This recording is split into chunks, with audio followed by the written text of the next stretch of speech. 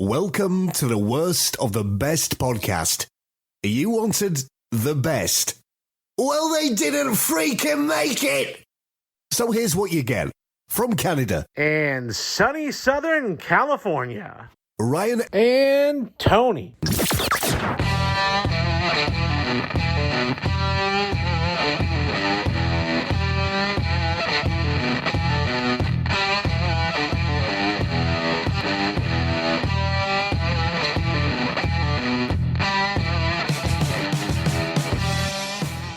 Welcome to another episode of the Worst of the Best podcast. I'm your host, Ryan. And with me is returning guest host, Tony, who's a professional How you doing, podcast land? Yeah, he's a professional talk show guest. So Tony, of course, guested with me on the 90s wrestlers, and we got some great feedback on that episode, Tony. People loved your breakdown of the wrestlers and your inside knowledge and all that good scoop, and you did an amazing job. And you're looking svelte there. Have you lost some weight or what's going on? I have lost, well, see, it turns out that a secret to a really good diet is like food just gets too expensive. Oh. And then also, I had like those weird epiphanies. I was eating lunch one day, and I'm like lunch made sense in like the days of like industrial labor, like hardworking farms. Like most of us have email jobs now. Really, just need breakfast and dinner.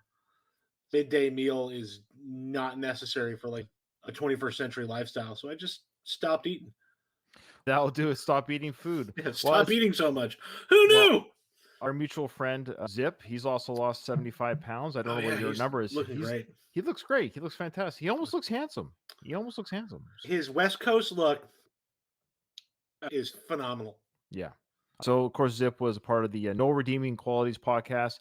And Tony was a One Big Toilet podcast. And I've always said I didn't always agree with all your takes, but you were never ill-informed, and your passion regarding your opinions and your takes were always so much fun to listen to. You're missed, but you just want to be a podcast guest. Right now, yeah. So they said I just last night I was like, you know what? I don't want to be a host. I just want to guest. I don't know how I can make a career out of that, but maybe I can find a way. When I make money, I'll give you some money. How does that sound? The title of this episode was Selfie Slip-Ups, 10 Individuals Caught in the Act. So these are people who, through the medium of selfies, they screwed themselves over. Because it is like one of those weird things that it's actually a lot easier to get away with murder than people realize. Yes. So you have to be like phenomenally dumb. Like a selfie? Yeah, to just take a selfie like that. Yeah, there's a few here that are pretty bad. Okay, so here we go. Plenty of people love selfies. Have you ever taken a selfie? You don't seem like a selfie guy, but what's your feeling? I dabble. Yeah, I dabble too. Yesterday at our office, there were therapy puppies. And I just took a selfie because I had to show the little guy. Yeah, that's allowed. That's allowed. Yeah, you take a picture of the puppy. Okay. All right, so you discriminate yourself with cuteness. That's okay. I did. It was adorable. Little guy. This guy was, you can see for like the size guy. He was only 8 weeks old. He was huge. Aww, that's cute. Yeah. Sometimes are taken to commemorate an important occasion or holding puppies. Other times they're meant to celebrate a moment, like holding puppies. Often they result from spontaneous impulses. The selfies on this getting to hold a puppy. The selfies on this list were also taken for a variety of reasons, perhaps as a memento, to document a deed, to accompany public comments, to secure future bragging rights, for vanity sakes, or for some other purposes peculiar to the photographers who took them. While these selfies may strike us as odd, they had an unexpected result. These self-portraits incriminated the very people who created them. We'll play the news clip for the audience and for ourselves so we can hear how their crimes or their incriminations made the news first. Okay.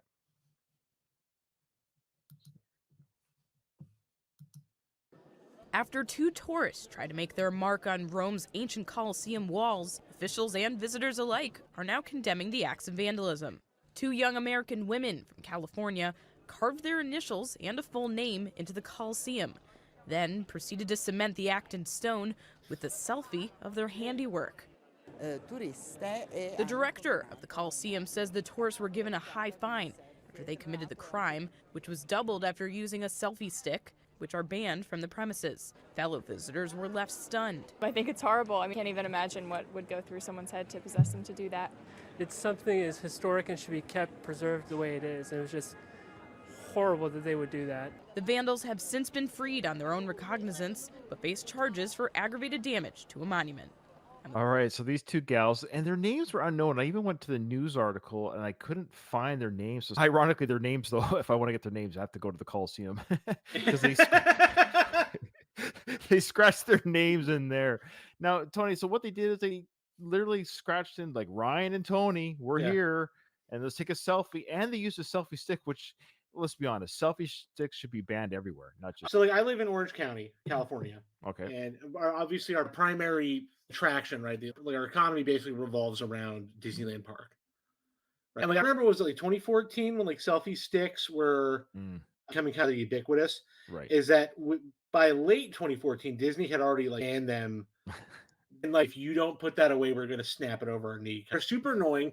And it's for people who are also like not spatially aware. You don't want to give them a stick because it's going to end up in somebody's face, right? Especially like I said, I'm 6'4", so usually these are like smaller people, like who are not cognizant of that. I don't get like bat in the eye because you're not paying attention to where that thing is going. Like I think I said Naomi and something else. Yeah, I think they just show their names. Yeah, And whatever is it. Naomi and Becca 2015. Right. You That's know, it's insane. just What's just crazy, I guess they were able to do it incognito enough so they would have. Here's the situation, and a lot of these are going to be this situation. They would have gotten away with it to a certain degree had they not taken the photo, but they posted on their social media, which then incriminates them. So again, Ryan and Tony were at the Coliseum. Who's Ryan and Tony? There's no way to verify Ryan and right. Tony. Especially if you do something like here we are on the Coliseum grounds. Yeah, I'm but now shocked they don't have one of them carving their name in it. Right now we got we're taking a selfie with our names being carved into the so that's a big no. So that's pretty self-indulgent. I'd say this one is stupid. Yeah. Like I'll say probably right from the get-go, this isn't going to be like the worst, but this one is the worst in like. Don't reveal till the end. Don't reveal. How dumb and tacky it is to just carve your name. Tacky. That's a good word. Tacky. Like carving your freaking name in like historical monument of that nature. I don't know. I could see doing it if like at Stone Mountain, Georgia. Like in America, we have a lot of monuments for things that shouldn't be. If you're vandalizing those, that's insane. Have you ever been there before? No, I am notoriously poorly traveled. Okay. Yeah, I said I got to fix that. All right. Well, the money that you get from these podcast appearances, you should be able to go. Yeah, eventually. All right. So you've got next one, I believe, number 9. I got number 9. Cheyenne Rose Antoine. A Canadian man made a grim discovery when he found a young woman's lifeless body near a road not far from Saskatoon's landfills. Despite her cold, shoeless condition, she clung to a fragile thread of life. Nearby lay a belt. Rushed to a hospital, the young woman tragically succumbed soon after arrival. With the help of photographs depicting her tattoos, a broken watch, and jacket, the authorities were able to identify her as Brittany Jane Gargole. The investigation led to the authorities to Cheyenne Rose Antoine, 21, who claimed to have been bar hopping with Gargole the night before her death. However, law enforcement swiftly debunked Antoine's account as surveillance footage from one of the bars they supposedly visited showed no trace of their presence. Further complicating the matters, investigators learned that on the night of the murder, Antoine had confided with a friend, admitting to an argument and the subsequent killing of Gargole, whom she had first struck and then strangled. The critical evidence that sealed the deal was a selfie Antoine had posted on Facebook. In the photograph, she wore the murder weapon, Gargole's belt, which had been found near the victim's body. In a plea deal reached on March 25th, 2015, Antoine confessed to the murder of Gargole and received a 7-year prison sentence. Yeah, so they were young gals. They were both 18 at the time. I guess when this news piece came out, she was 21. Okay. But I think they were both 18 at the time. I actually watched a quick 13-minute true crime YouTube video on this case, so I got a little bit kind of background. I saw their photos, both lovely girls. Now, Cheyenne kind of came from a broken home. I get it. So she has some real issues. And Cheyenne never revealed why she killed her really close I guess they were like best friends. They met late in their teen years. Of course, the person that was killed was a young, bright, loved individual who had a bright future ahead of them. So what happened was, folks, if just so you're tracking, so they took a photo of their night out, like your typical, hey, we're out having drinks photo. Yeah. And they were at like 18 years old and they were club hopping. And in that picture, murderer, Cheyenne, wore the belt in the photo, and later that night that same belt was used to strangle Gargole with the victim and left at the crime scene. So when the cops had the evidence, they're like, wait a minute, this belt is in that photo that they put on, and it was a selfie picture that was put on Facebook.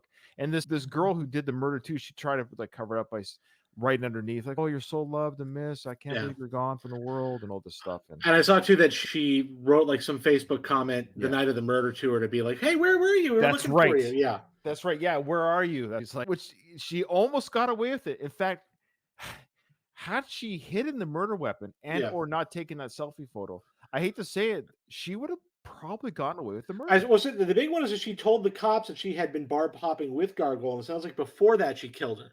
So a girl ends up dead. Like suspect number one's going to be the boyfriend. Right. So you could even just say, "Oh, she was out with her boyfriend and they were fighting." You know, all you have to say, and then like you have closed off any thread to your investigation, and they would probably never revisit it. They would do the boyfriend, and then they would just go on to like sickos.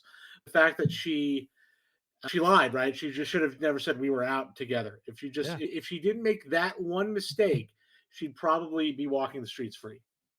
Yeah. Lovely girls. Both their lives ruined. One of them through murder, one through committing. It's Yeah, right. crazy. Probably over some petty Yeah, argument that just blew out of I proportion. wonder, it was never revealed. She tried to claim that she didn't remember doing the murder because she was so high on drugs or alcohol, and that's why she only got the 7 years. And I guess also, so the persecutors actually had a hard time getting her more on stuff. Apparently, she had probably a good defense lawyer or what it Yeah, was. I'd say. I don't know. Only 7 years. In the States, they'd give you 25. Isn't there like some sort of, if you do it while you're under the influence, you actually get a bit of a break? Is that really a thing? Because that sounds like what happened here. Because she was Yeah. under the influence, she doesn't remember doing it. This feels like it could be like a murder too. It was probably like a fight that got out of hand. Or it was one of those ones where you get like you're fighting and she like probably just yanked the belt too quick and then something that's like I can't. I can't imagine anyone listening who's murdered anyone. Shame on you. yeah. Shame on. Right. Let me just say, shame on you. Yeah. Y- How You're dare you? you're a real jerk. All right. Okay. Adam Howe may think he's looking pretty hot in this selfie, but now he's in the hot seat and behind bars for burglary. That overnight burglary happened here at the Hilltop Tabernacle Church in Chula Vista early Monday morning. Investigators say this is how he got inside. The pastor didn't want to go on camera, but he was kind enough to share these pictures with 10 News of the wood splintered door where police say have forced entry. You can see the broken door jamb into the pastor's office and all of this mess around the desks and file cabinets. Police believe 26-year-old Howe and at least 2 other people ransacked the church where they took cash and laptop computers and then left this mess inside. They didn't stop there. Police say they also ransacked this Prowler RV in the church parking lot where they took several purses and watches. But in addition to a paper and blood trail, he also left behind another clue. According to detectives, his cell phone. The pastor tells us he found it in the hallway inside. Anything they leave behind is evidence we're going to look at it. A lot of times it's fingerprints or footprints or the standard type of evidence. In this case, it was a cell phone. Detectives say the background in Howe's selfie looked all too familiar. A park in Chula Vista, which eventually led officers to his whereabouts. They say he was homeless, living here in this riverbed encampment right behind the church, where many but not all of the stolen items were found. The total loss, about $10,000. In Chula Vista, Jennifer Jensen, 10 News. Is that in California? yeah, that's San Diego area. Okay. Do they have crime in California or?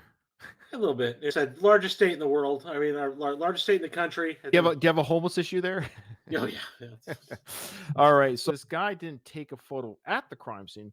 He left his cell phone. Yeah. Like he was in such a panic. This is probably what I think happened because he's busting down doors. He's leaving blood everywhere because he Yeah. probably cut his hand, bashing doors, picking up stuff in a hurry. So he's moving fast, right? So he's cut himself. So he's left DNA evidence anyways on the ground. But then he dropped his cell phone in the hustle and bustle, thinking, "Oh, well, whatever, I'll buy a new one." But on that cell phone, the cops got the cell phone, looked at the pictures, like, "Oh, who's this guy?" Obviously, this guy owns this phone, and they actually looked at the background and put two and two together of the geographical background, the ground behind him, and that's where he was basically sleeping in that area with other homeless people. Yeah, he was like sleeping like in the parking lot of the church. Yeah, this is standard tweaker behavior. When I first saw the guy's face, I was like, that's a meth head. That's a meth head. And then the whole crime is like, this is like the dumb kind of meth head, like criminal antics that they're going to do. I made this joke because like I'm a very like far left person politically, right? It's very obvious at this point to anybody who's listened to me more than once. I think the biggest problem people have with like idea of like kind of like leftist thing is that they're worried that you can't like beat up tweakers. And I'm here to tell you that under any kind of economic system we have, any kind of way society is structured, I promise you there will always be a place to be mean to tweakers.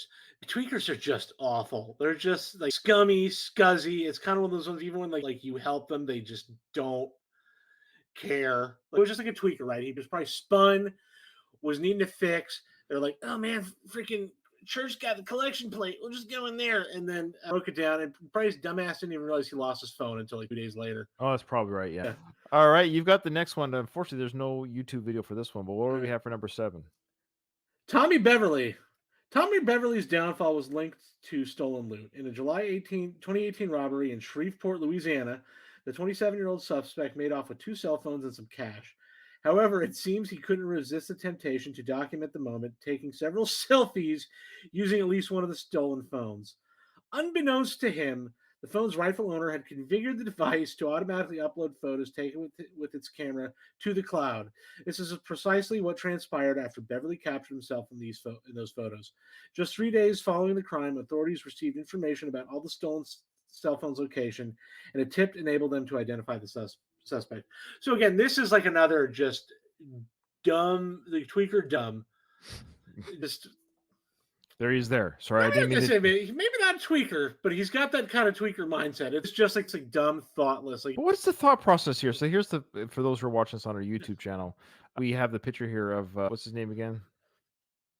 Tommy Beverly. So he steals these phones, and why is your first thought to take a selfie of yourself on a stolen phone? Because I think he's thinking this is his phone now. That he's gonna go take it to the jewelry store, like shady phone store in the mall, and they'll wipe the phone for you for $50.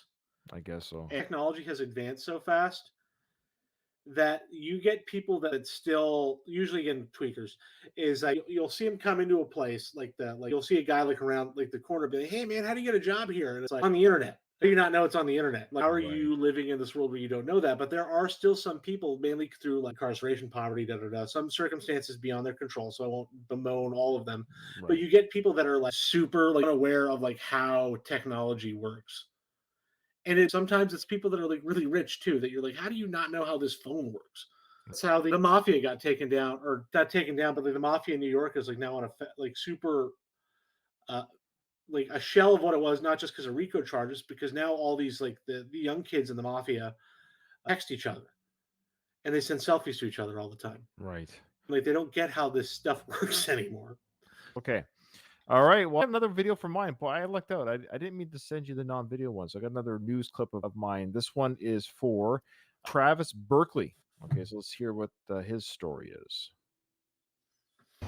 Back on January 27th, Milwaukee police held a press conference to say they had 4 people in custody related to these 6 deaths. But it wasn't until today that someone finally had their day in court. 34-year-old Travis Berkeley is now charged.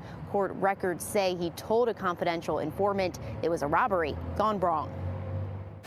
It was more than 5 months ago. Milwaukee police found 6 bodies inside a home near 21st and Wright. That week, family who spoke with Fox 6 all had a similar question. I don't know why somebody would do this to them. I don't. You understand the charges that are being set forth to you today? This weekend, some answers. 34-year-old Travis Berkeley is now...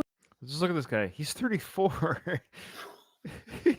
He looks like he's 50. I thought that was like Norm from Cheers. When that show started, he was 30. Yeah, I know. I feel like this guy could have been cast as the neighbor on an 80s sitcom, you know, who's playing the father Ted or something, and he's 34, but he's playing a 55-year-old. Yeah, this is like 80s 34. Yeah, that's right. It's 80s 34. Yeah, you have like your dad's friend who was like all haggard, and, like, always smelled like cigarettes and cheap beer, right? It's like Danny Glover in Lethal Weapon, the first Lethal Weapon film. I'm too old for this. He was 40. Yeah. It's like, that's 8 years younger than I am right now.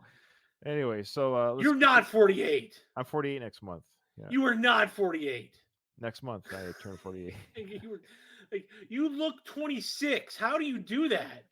Oh, you're too kind. No, how do you do that? I don't know. Was it the baby blood? What do you call that? A conodrome, or what's that called? Adrenochrome, yeah, or- but that don't work because you look at them and they all look like hell. That's because you get plastic surgery. The secret is drink the baby blood and don't do plastic surgery. Don't get fillers. That's right. Yeah. Fillers make you look older. All right. So let's hear what this guy did. So he did a robbery, but why are so many people dead? We'll find out. Charged with 6 counts of felony murder, armed robbery, party to a crime. Court records say Berkeley sometimes stayed at the home where the bodies were found and that he'd worked security for the drug dealing that happened there. He's hanging out this place as the drug dealing home. So probably not the best house, but I love this guy is working the front door of this house. Yeah, he's working the door at a trap house. Okay, but the rule of thumb here, folks, make sure you pay your drug dealing security guys a little bit more money because this is what happened. Check it out. Yeah. But on January 20th, something changed. The criminal complaint says Berkeley told a confidential informant he tried to rob Donta Williams' wife, Michelle, tried to protect him, and was shot. The others were then killed to make sure there weren't any witnesses. So the guy robbed his drug dealing buddy. His wife's like, no, you're not going to rob him. So he shot her, then killed the husband. I killed the other 4 guys that were there to buy drugs for the day. they all got killed, so there'd be no witnesses. You just did a massacre because of like 6 people. That's a mass shooting. It's insane because they're all in the same residence at the same. Like nobody was able to get away. Somehow and was able to. I'm going to let you know a horrible secret about America. We count a mass shooting as anything that's 4 and above. Oh. And we have so many of these that don't get reported like this because they're in a residential area. Right. So, like, you kill 7 people in their home, you probably won't make the news. This is insane to me. As a Canadian, hearing about 6 people just being killed in one residence, that's got to be. That would be your headlines for months. Like, this happened, like, in Toronto. You don't think that would be? You don't think Trudeau would be I'm like? sure you heard about 6 people killed in a home. Yeah. So what I'm amazed at, how did he do it? What were they? How are they all just like sitting around? Like They were probably smoking crack. I guess it's like a trap house, right? They're buying and smoking in there, and so like they're all staying there. So somebody was probably all rocked up and then just passed out, groggy, and then he just freaked and killed everybody and just ran out. I love how they have for this one picture. They don't have a picture of this one guy, Giovanni Liddell. No photo available. I wonder who the 7th guy was that showed up at the house to get drugs that day. He's like, yeah, I'm here to get some drugs from Donta. Hello, hello, anyone? Usually there's hey man, you got nobody at the door. What's up with that? Yeah, you guys closed for the day? Oh, I'm coming back later. It's like It appears that he may be a potential flight risk as well as a risk to the community. Berkeley is now being held on $1 million cash bail. If found guilty, he faces up to 330 years in prison. We wish him all the best. To say that guy's a flight risk is absurd because I don't think he can scrounge up that kind of money to get a ticket. No. He's not going to get that copper wire that fast. 330 years in prison. He's just like, man, at least I don't have to work the door anymore. I get 3 square a day. I hate to say it, there's a lot of people like that in jail. That's again 34. That was a lot of miles of bad road. So it's like he's like, dude, I'm gonna die at 41. Oh yeah, he'll be dead. Of old age. So at the rate I'm going, it's like dude's aging like a dog. Oh yeah, he looked terrible. Again, if you're not watching this on YouTube, check out the show notes. I'll link the YouTube to the show notes. You got to see some of these people, what they look like. Now, for this next one that you have there, Tony, I do have the news piece. Yes, please. Okay, we'll do that. A chapter closed in a family's fight for justice for Vanessa Guillen as the only person charged in her death accepted a plea agreement. Cecily Aguilar's guilty plea comes nearly 3 years after Aaron Robinson reportedly killed Guillen, then with Aguilar's help dismembered and buried her remains. Guillen's sister and mother said Aguilar's plea took them completely by surprise. Anchor Bailey Bates is live outside the federal courthouse in Waco with why the family says this isn't the end of their fight for justice. She explains. Bailey? Person Lindsay, although Cecily Aguilar took a plea agreement today, her sentencing for these crimes is still in limbo. That hearing is not going to be scheduled for at least 90 days. Because she took a plea agreement this afternoon, that will no longer be happening. Meyer again says they just found out Friday that this could be happening, so it took them by surprise, as you had mentioned, Lindsay. They were caught off guard. They thought she was going to keep fighting back against the charges. She says there is a lot of mixed emotions, but she has some comfort in knowing Aguilar admitted to what she did to her sister, but case isn't officially closed until sentencing. So a little bit kind of the aftermath of the news story. So what did Chrissy do there? Or Yeah. sorry, Cicely. So Army Specialist Aaron David Robinson, age 20, took his own life on July 1st, 2020, following the murder of Private First Class Vanessa Gillian. That's who was the picture there. Yeah, so this one's a little confusing, so we'll try to get right, through because it is expected that Gillian's murder may have been connected to her prior disclosures to family members regarding incidents of sexual harassment that she experienced at Fort Hood, Texas. Fort Hood, Texas, also, by the way, is so many suspicious suicides and dead bodies come out of that military really? base. Boy, I'm about to do an episode on Fort Hood. Yeah, it really should. On the same day, Cecily Aguilar, rumored to have had a relationship with Robinson, was apprehended. During her confession, Aguilar disclosed that Robinson had killed Guillen using a hammer, placed her in a box, and removed her from the military base. Later, after Aguilar's workday had ended, Robinson drove her to a location along the Leon River. There, she used a hatchet or an axe or machete-like knife to dismember Guillen's body, severing her limbs and head. Subsequently, they attempted to incinerate her remains before burying them in 3 separate locations. In a disturbing twist, Aguilar not only dismembered and concealed the victim's body, but also posted selfies on Instagram with distressing captions. The final post in the series, shared on May 25th, featured an excessive number of hashtags and a chilling message. People who fight fire with fire end up with the ashes of their own integrity. Okay, so what happened here, folks, is we have these 20-year-old kids really in the military. Yeah. One Donald who killed himself after he committed this murder and all this dismembering and everything. Obviously, he got the easy way out. He blows his brains out for murdering this girl. It doesn't say why. I'd have to dig in deeper as to why the murder was committed.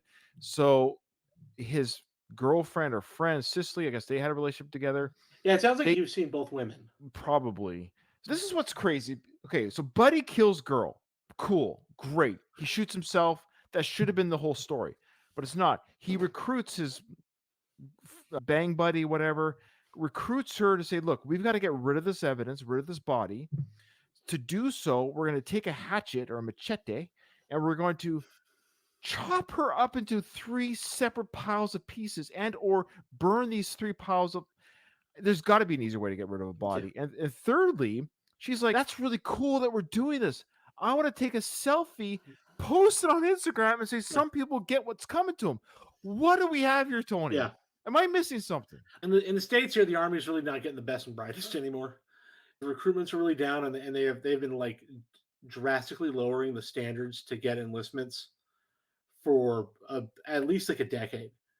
They've been slowly lowering the standards. So we're now at a point where you're getting a lot of people that really are super problematic, and it's just being ignored. As I said, Fort Hood has become a hotbed of this kind of these nightmare scenarios because they just happen all the time.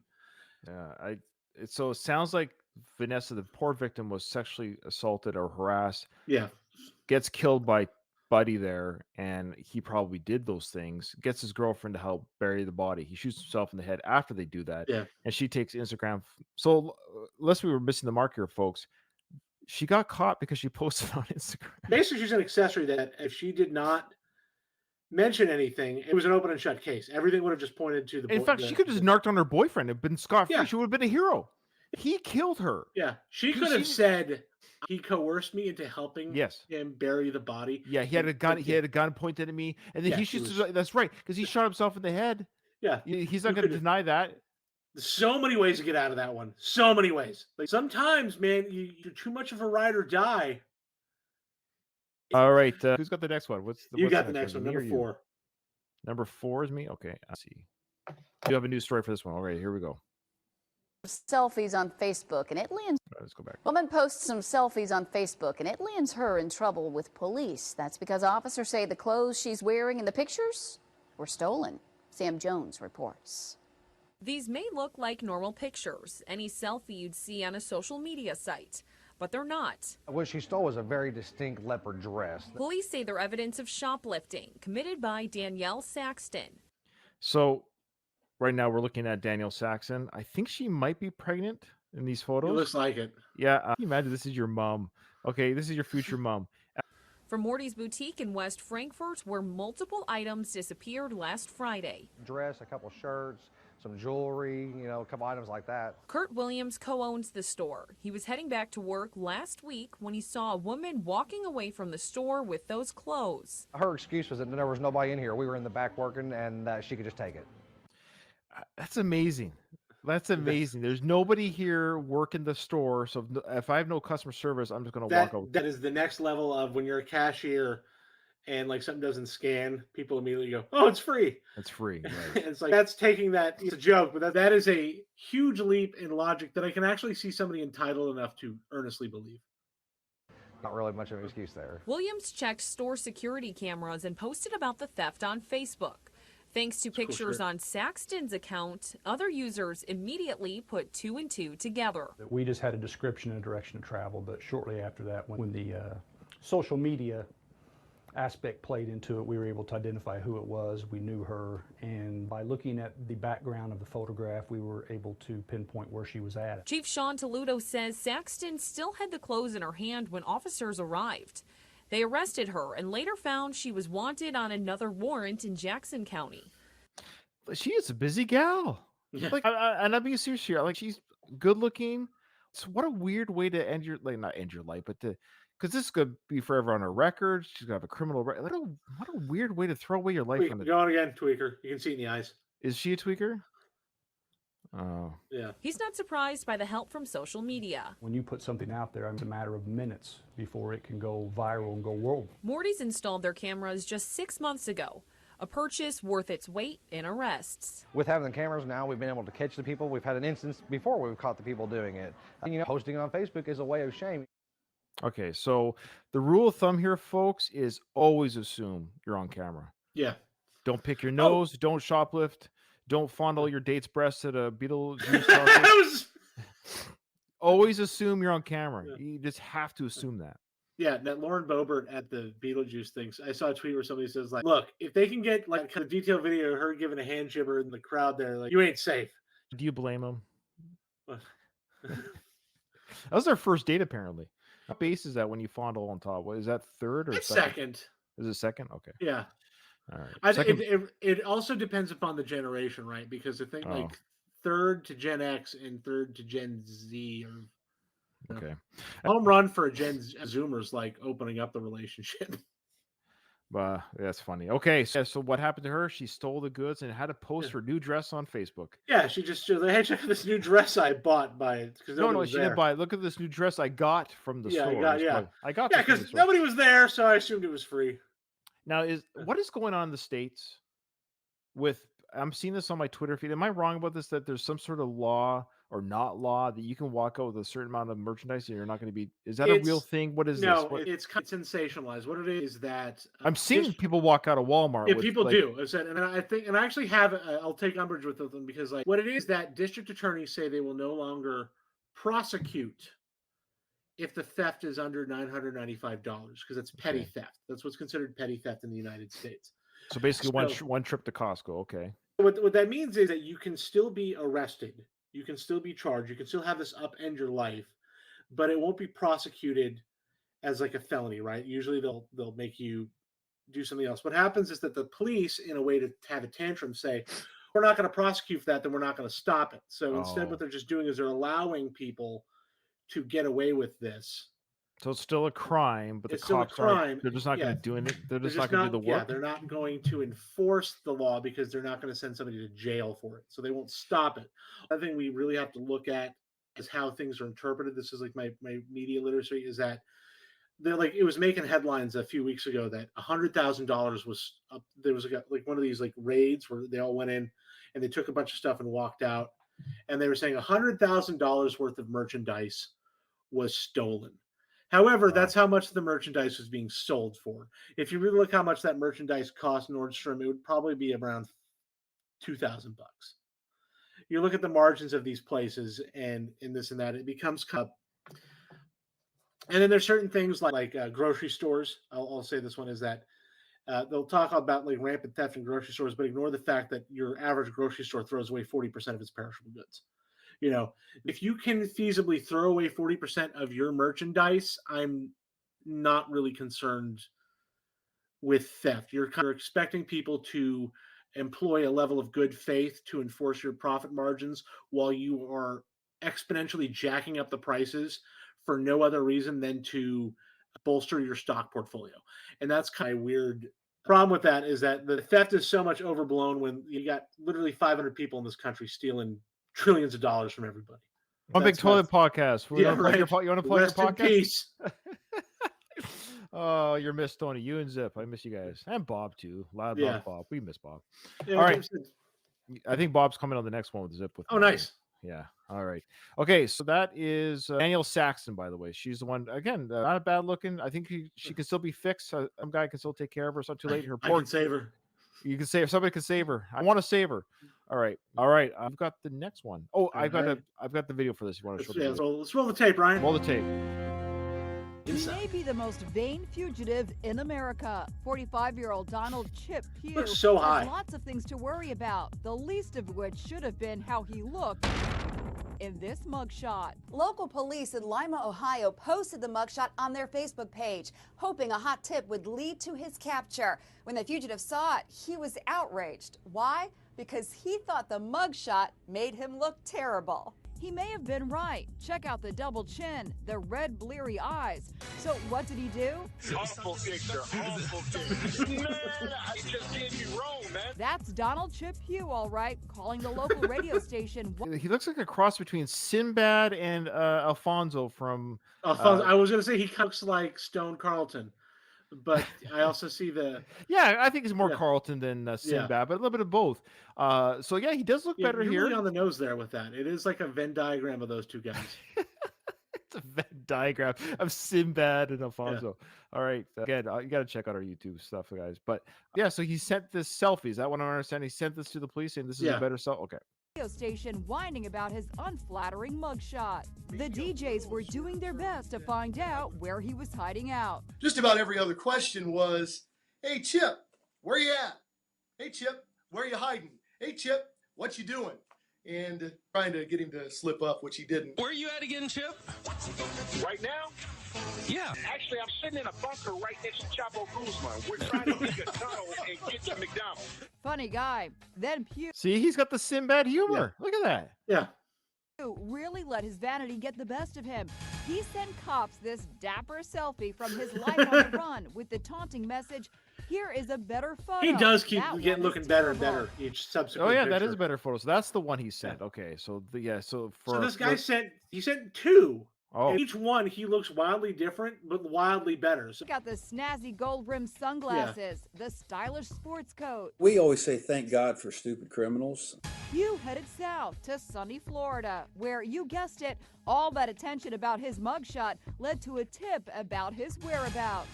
Instead of catching the Rays in Florida, Pugh was locked up in the county slammer in Pensacola. It's hard to talk trash when you're walking away in handcuffs. The sheriff posted Pugh's newest mugshot with the message, "How's this photo, Donald Pugh? Hashtag thanks for the selfie." this one's the funniest one. I feel like this guy, like honestly, is that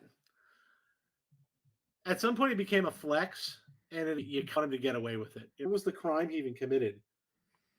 He was identified as a person of interest in various investigations. So who knows? It could have been various, right? That's all. Yeah, right. So yeah, he's a person of interest, right? So he's not even the guy incriminated, and that's one of like those weird like things where like in the police department can say, "Oh, you're a person of interest," and then your failure to appear gives you a criminal record.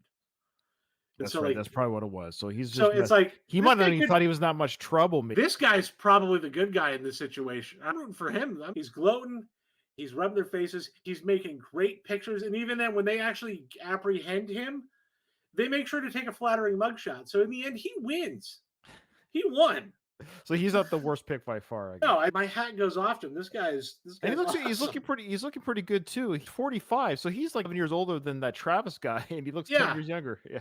Yeah, and he's looking great. And listen, some of those pictures, he looks downright handsome. I'm just sitting there saying is that That's right. I think he's running laps on these guys. At some point, like, they felt they needed to get him just because he was dunking on them so hard. So this one doesn't have a news story, but I do have a picture to share. So I'm just going to bring up the picture here. Actually, I'll read the story first, then I'll show you the picture. All right, so this guy's name is Ashley Keast. It's a guy. So this is from BBC News. This happened in boy, these UK towns. I have a weird thing about English, like England is Yorkshire. Let's just say Yorkshire. Okay. So this is what this guy did. So he, following a break-in at a residence in Yorkshire, England, 25-year-old Ashley Keast committed a critical blunder by taking a self-incriminating selfie, of course, to commemorate his successful heist. Yeah, job well done, Ashley. He got 27,000 pounds worth of electrical items, jewelry, and an Audi in an attempt to evade detection. So, in his attempt, as he saw it, to evade detection, Keast employed a stolen SIM card, inserting it into a different phone than the one he used to take the card from. He then posted his selfie on the WhatsApp Messenger app, unaware that he had inadvertently sent his picture to the victim's colleagues. Okay. Who promptly alerted authorities. So he does a SIM card switch. So I get it. Did he go on a different WhatsApp account? My guess is that he switched again. So it goes back to like we were talking about people who don't understand technology. So it's like he understood enough to swap out the SIM cards. Which does what? That's your number, right? So if like you swap out the card that's like your. But phone he goes on number the WhatsApp app, so that doesn't matter. So he switched the phones. So he didn't realize that by putting it on the phone, which the hard drive on your phone has a completely different apparatus or whatever. So he probably just assumed that when he switched the SIM cards, like all of his login stuff just ported over. Okay. Like he just assumed that he ported over the phone. Like did he put the SIM? Did he take the photo with the people's phone in the house? With the stolen phone, and then he posted it. He just posted it, not realizing that his dumbass posted it to like the victim's WhatsApp account. So he just posted a selfie to all of his because he thought by swapping the SIM cards, he logged out of all the apps and logged back in on his account. Oh yeah, here's the picture. So you can almost guess what he looks like. Okay, I'll show you. What's wrong? I'm just expecting a guy just like in nothing but Burberry. There you go. What do you think? It's a meathead. He's got some tattoos, shaved head, tank top, like wife beater.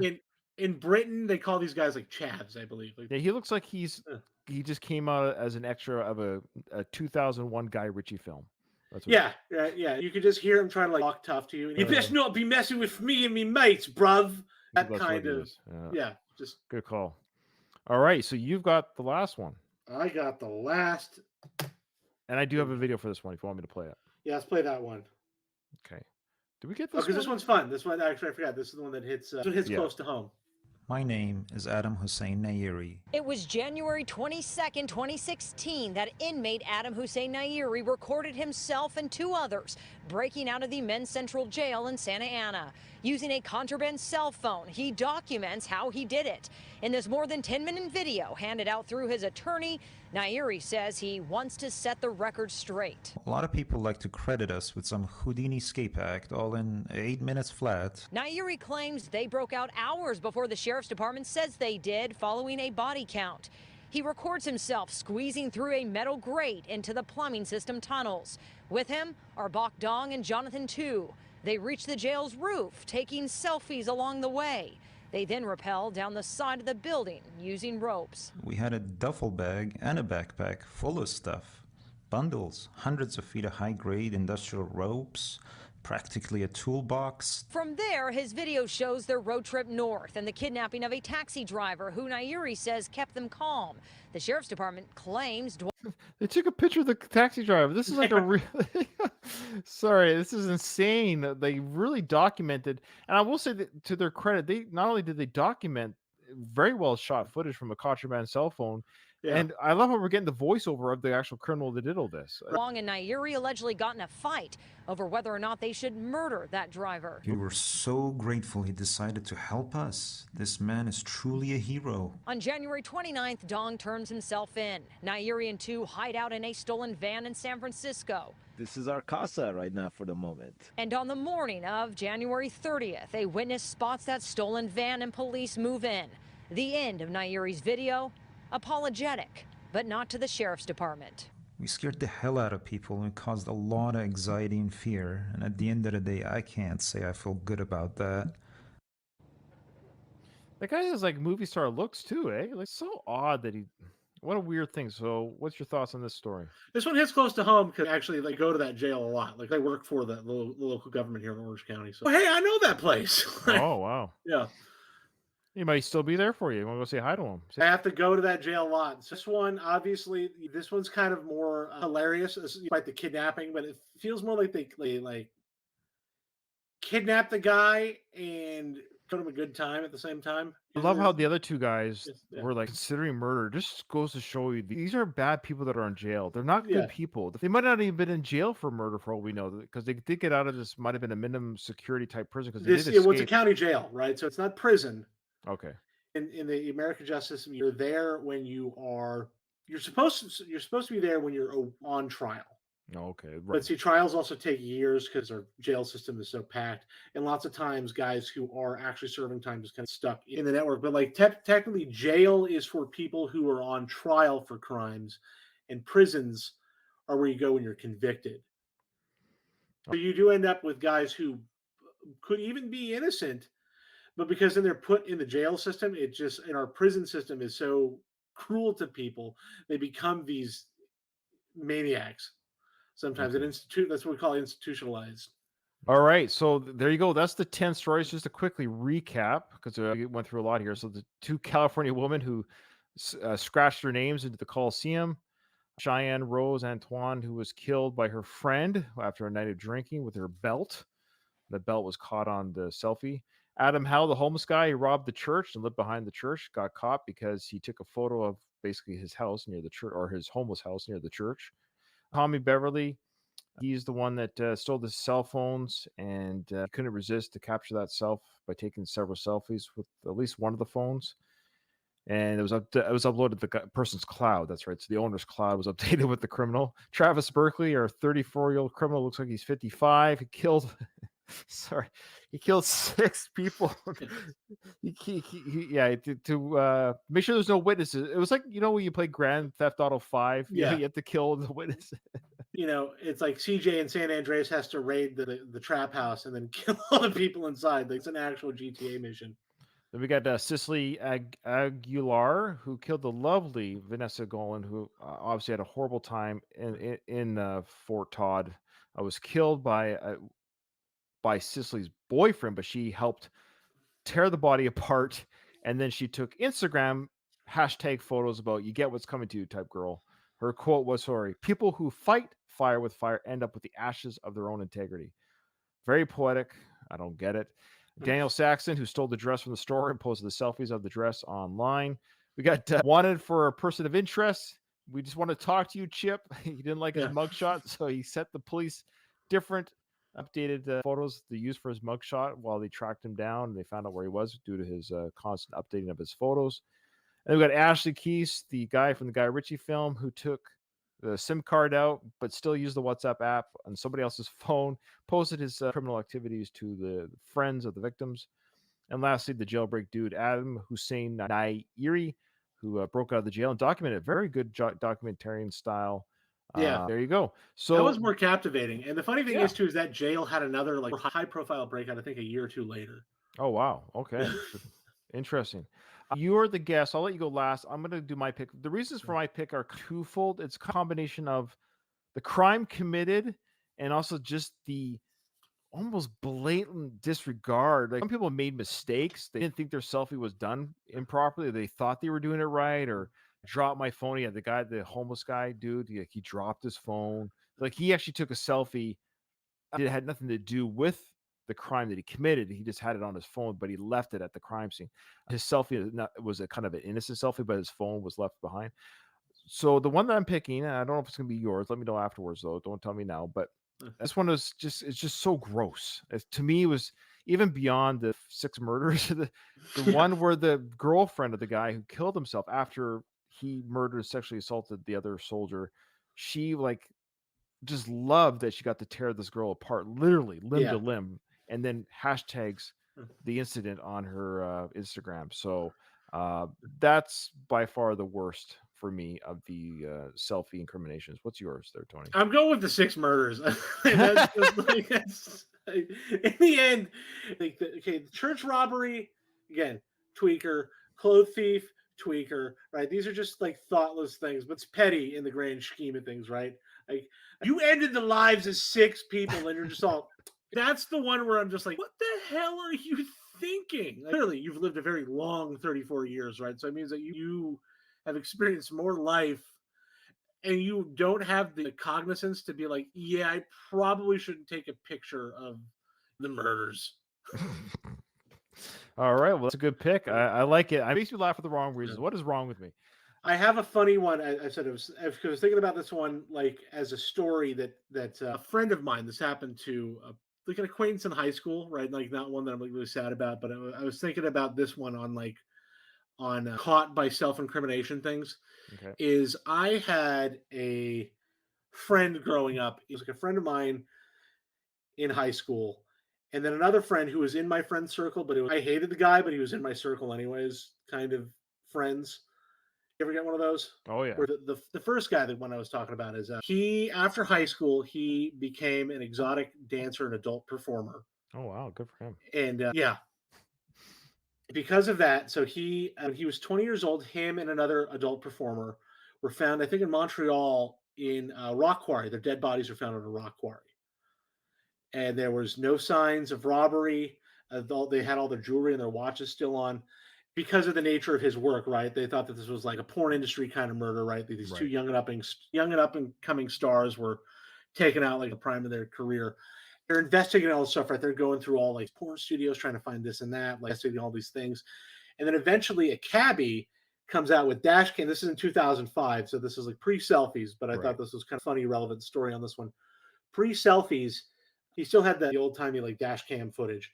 And he came out of a club where they were dancing. So they were flush with cash because these guys were like a big, especially in Canada. I guess in Canada, they were like a huge performing act of male strippers. Right. So they went from the club in Montreal to their hotel room, and it was going to be like a $45 cab fare. They decided they didn't want to pay it. So they just ran out of the cab to screw the cabbie out of his fare. But he followed them around town trying to see where they were to go. And eventually they hopped a fence to get away from him. But that fence was to the rock quarry. So they hopped the fence and immediately fell 60 feet to their deaths. Oh, wow. And that was like a funny one of 2 airheads just like, hopped this fence. They both went over. Yeah, they both went over. And so they jumped over at the same time. They jumped over a fence to their deaths to get out of like a $42 cab fare. Worth every penny. Yeah. Sometimes it was the Darwin Award. Sometimes life just takes care of what it takes care of. Yeah. All right. Well, it's my brother Jason. We'll be back on the show. Don't worry. He officially is my co-host. Like he's my first call. So that's how I like to call like Jason, my brother. He's the first one I say, hey, Jay, you're able to record, but he's been away on vacation. He traversed through the Grand Canyon. That's what he did. Yeah. So he did the whole thing, whatever that big trail was, like 38 miles or whatever. He did it. It's amazing. He posted some awesome pictures on his Facebook. So we'll get to hear about that the next time he's on the show. But that's why he wasn't around for the last couple episodes. But thank you to you, Tony, and to Zip for filling in for Jason. You guys did a great job. And Tony doesn't have a podcast anymore to plug. So any final thoughts before we close? Just glad to have you on. Actually, I'm going to be, I don't know when this is going to come out, but look for Soon. me just after you invited me on. I'm really trying this professional guest thing. Okay. I'm going to be on a podcast called 805 Uncensored, which is like a lefty kind of talk host panel. So if you want to hear guys who some are even more left-leaning than me and talk about, I'm going to be on the 805 Uncensored podcast. I'm going to plug another podcast because I'm going to be on it. And if you like what you hear, if you like my little rant about make sure you plug mine. Plug mine when you I go absolutely will. I'll do okay. the other way around. I'll be like, yeah, I'm on this. Yeah, you're on this little. Yeah, you're on this little. We call it tour of podcasts. Yeah, that's what I said. I'm a professional. Not just I said I'll do podcasts. I will do radio shows. That's what I want to do. I want to just be on there. What are you here to plug? Nothing. That's awesome. We'll get you on again. We'll get you on again for sure. Okay. Thank you so much, Tony. Remember, in front of every silver lining, there's a cloud. All right, guys. Thanks for listening. We'll see you again. Have a great day, everyone.